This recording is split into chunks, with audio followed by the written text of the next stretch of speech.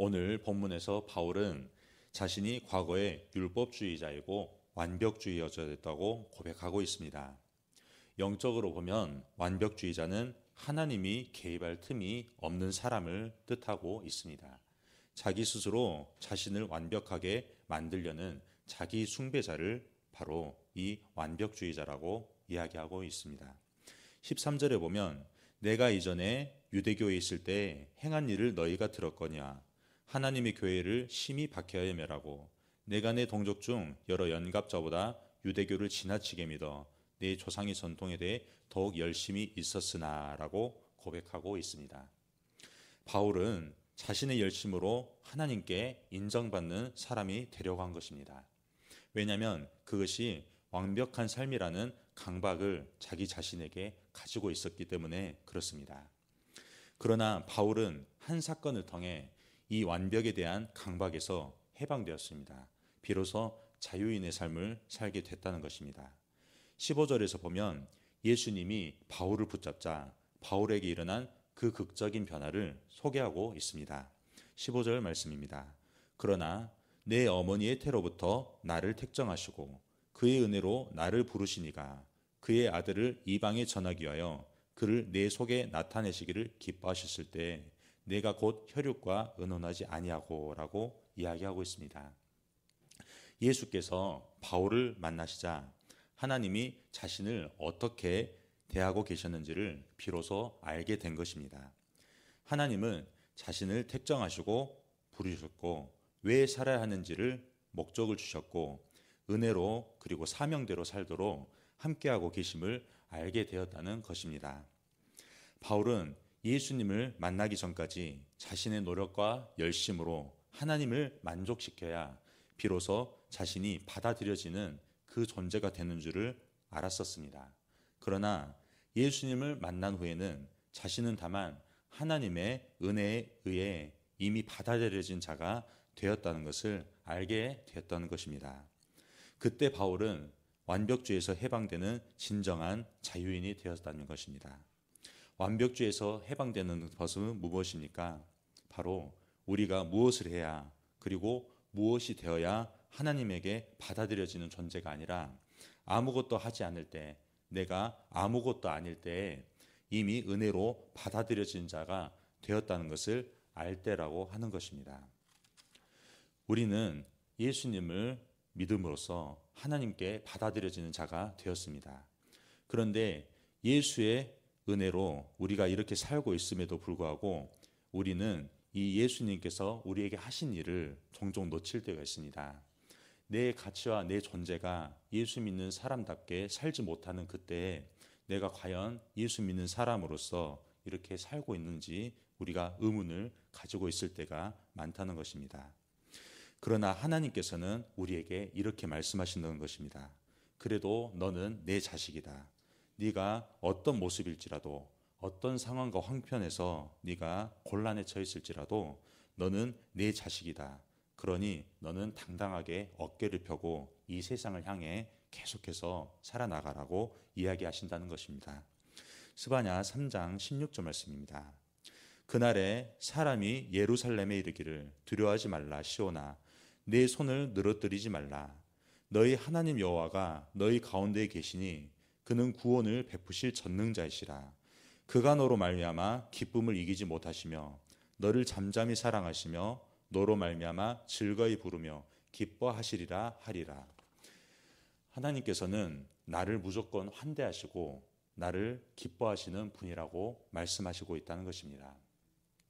우리가 무조건 하나님께 받아들여진다는 그 자녀의 신분을 얻었다는 것은 하나님께서 나를 자녀로 삼으실 때 바로 예수의 핏값으로 나를 속량하셨기 때문이라는 것입니다. 율법 아래 있던 우리는 다만 하나님의 진노 아래 있던 하나님의 심판을 기다릴 수밖에 없었던 세상에 묶인 그 죄의 종노릇을 하고 있었다는 것입니다. 그러나 하나님께서 예수님의 십자가 사건을 통해서 우리를 사셨다는 것입니다. 죄의 값이 사망이지만 그 하나님께서 예수님을 십자가로 못 박으심으로 말미암아 우리를 사망에서 건지셨고 우리를 급기야 구원하시기에 이르렀다는 것입니다. 그뿐만이 아닙니다. 우리가 이 땅에서 사는 삶뿐만 아니라 저 천국에 가서도 하나님의 상속자로서 그 누려야 될 모든 값들을 지불하셨다는 것입니다. 나를 예수님과 동등한 자녀의 그 신분으로 우리를 살게 하셨다는 것을 우리가 기억해야 한다는 것입니다. 하지만 우리가 이 하나님의 환대 안에서 무조건적으로 하나님의 그 사랑과 호의만을 받으면서 살아가는 것은 아니라는 것입니다.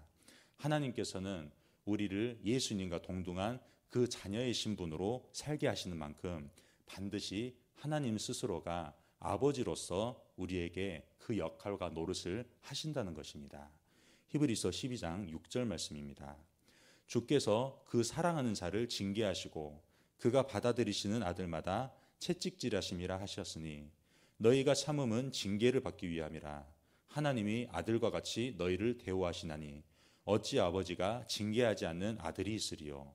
징계는 다 받는 것이거늘 너희에게 없으면 사생자요 친아들이 아니니라 라고 이야기하고 있습니다. 우리는 염완복주의에 빠져들 수밖에 없는 이 세상에서 살고 있습니다. 완벽하지 않으면 언제 어디서든 나에게 닥쳐오는 고난이 나를 심히 괴롭게 하고 잠들지 못하게 한다는 것입니다.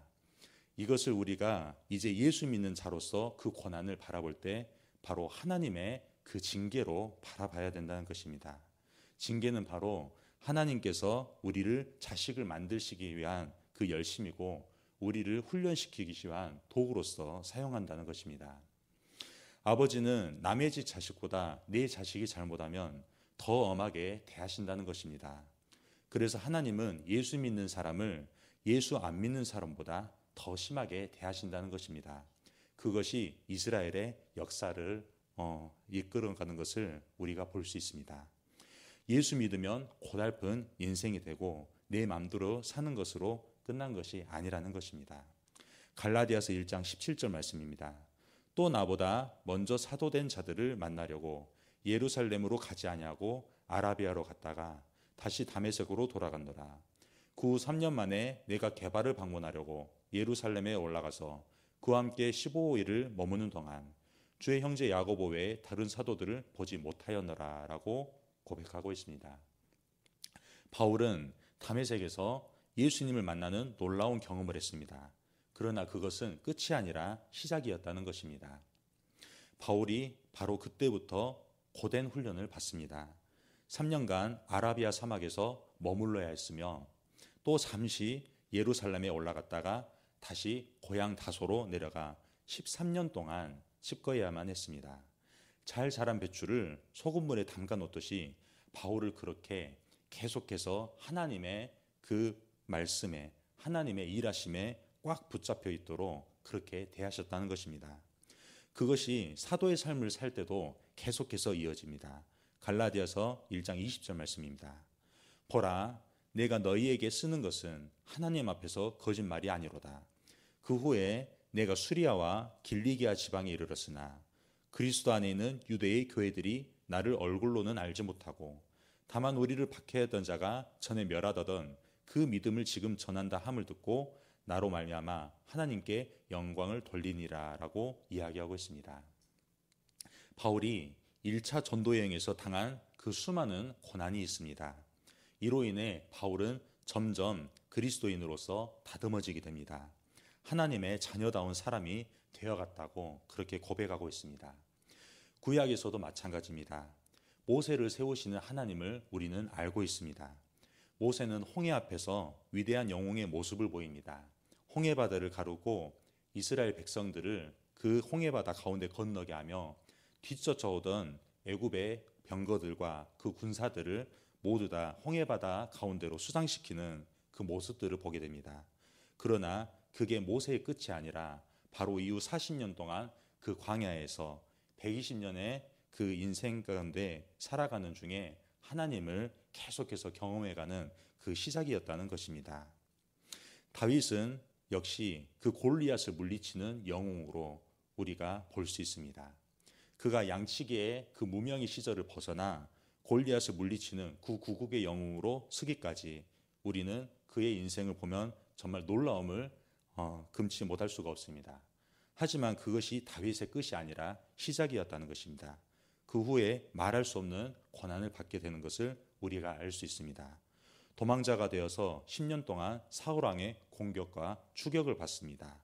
또한 자녀들의 반란도 있었습니다. 슬픔과 아픔이 계속해서 그의 인생에 칼날같이 헤집어 들어왔다는 것입니다. 그러나 하나님께서는 그 결국을 아십니다. 흰장이의 인생은, 예수 그리스도를 믿는 그리스도인의 인생은 먼저 하나님을 만나고 그 긴 여정에 걸쳐 훈련되고 성숙되는 인생이라는 것입니다. 모세처럼 홍해를 가르고 다윗처럼 골리앗을 잡은 것으로 그 인생이 끝나는 사람들은 아무도 없습니다.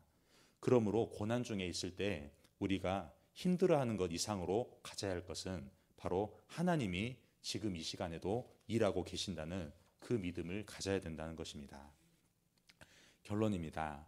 완벽주의에서 해방되는 일은 나를 은혜로 대하시는 하나님을 비로소 알 때입니다. 하나님은 예수님의 십자가 사건을 통해 나를 자녀의 값으로 사셨습니다. 나의 죄 문제를 해결할 뿐만 아니라 장차 내가 하나님의 자녀로서 누릴 모든 권리를 예비하시고 나를 자녀로 살게 하시기 위해서 하나님이 정하신 값을 치르셨다는 것입니다. 그러나 우리는 하나님의 자녀가 되었을 때 이 세상의 종이 아닌 하나님의 자녀로서 우리가 살아가기를 원하신다는 것입니다.